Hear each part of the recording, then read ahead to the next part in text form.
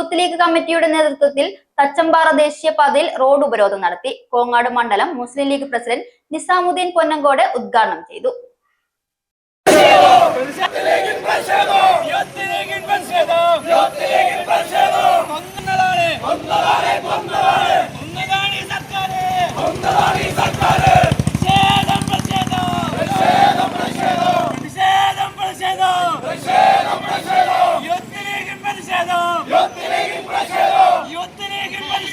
Kottayam medical കോളേജിലുണ്ടായ കെട്ടിടാപകടത്തിൽ വീട്ടമ്മ മരിച്ചതിൽ ആരോഗ്യമന്ത്രിയുടെ വീഴ്ചയാണെന്നും വീണ George രാജിവെക്കണമെന്നും ആവശ്യപ്പെട്ടാണ് road ഉപരോധിച്ചത്.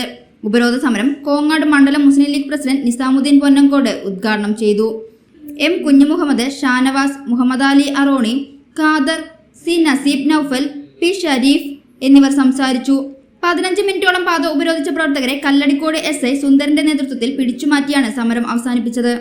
മുസ്ലിം ലീഗിന്റെയും നേതാക്കളെ, സഹപ്രവർത്തകരെ ഇന്ന് ഇവിടെ നേരത്തെ സ്വാഗത പ്രസംഗത്തിലും അതേപോലെ തന്നെ മുദ്രാവാക്യത്തിലൊക്കെ സൂചിപ്പിച്ചതുപോലെ ഇത്തരത്തിൽ യൂത്ത് ലീഗിന്റെ നിയോജക മണ്ഡലത്തിന്റെ വിവിധ പ്രദേശങ്ങളിൽ അതേപോലെ തന്നെ സംസ്ഥാനത്തിന്റെ വിവിധ പ്രദേശങ്ങളിലെ ഹൈവേയും അതേപോലെ തന്നെ പ്രധാനപ്പെട്ട റോഡുകളും കേന്ദ്രീകരിച്ച് ഇത്തരത്തിലുള്ള ഉപരോധ സമരം നടത്തുന്നതിനാവശ്യമായ ഞങ്ങൾക്ക് അതിനുള്ള താല്പര്യത്തെ ഞങ്ങളിലേക്ക് ക്ഷണിച്ചത് ഈ കേരളം ഭരിച്ചുകൊണ്ടിരിക്കുന്ന ഗവൺമെന്റിന്റെ അതേപോലെ തന്നെ ആരോഗ്യ മന്ത്രിയുടെ തെറ്റായ രീതി നയത്തിനെതിരെയുള്ള ഒരു സമര പരിപാടിയാണ് ഇവിടെ നടത്തിക്കൊണ്ടിരിക്കുന്നത്.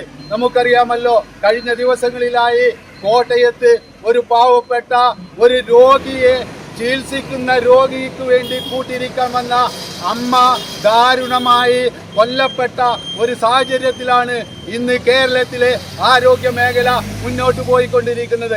എന്താണ് അവിടെയുള്ള ഒരു അമ്മക്ക് ദാരുണമായ അപകടത്തിൽ എന്താണ് സംഭവിച്ചത് നമുക്കറിയാമല്ലോ.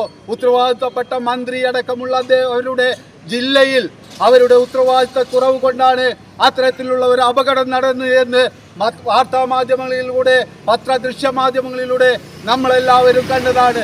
നമുക്കറിയാം, പണി കഴിച്ച ഒരു കെട്ടിടം, ഉപയോഗശൂന്യമല്ലാത്ത ഒരു കെട്ടിടത്തിലേക്ക് രോഗികളെ കിടത്തുകയും അതേപോലെ പ്രാഥമിക ആവശ്യങ്ങൾക്ക് വേണ്ടി അവരെ പറഞ്ഞയക്കുകയും ചെയ്യുമ്പോൾ അവിടെ പിന്നെ ഉപയോഗശൂന്യമല്ലാത്ത അത്തരം കെട്ടിടങ്ങൾ ഉപയോഗശൂന്യമല്ല എന്ന് ബന്ധപ്പെട്ട DMO അടക്കമുള്ള അധികാരികൾ, ഈ മന്ത്രി അടക്കമുള്ള അധികാരികളെ അറിയിച്ചിട്ട് പോലും അത് ഗൗനിക്കാതെ പണി കഴിച്ച ഒരു നല്ല കെട്ടിടം അവിടെ ഉണ്ടായിട്ട് അതിലേക്ക് ഇത്തരം രോഗികളെയും അവരെ ബന്ധപ്പെട്ട ആളുകളെയും മാറ്റി താമസിപ്പിക്കാത്തതിലുള്ള അപകടമാണ് ഈ കോട്ടയത്ത് കണ്ടത്.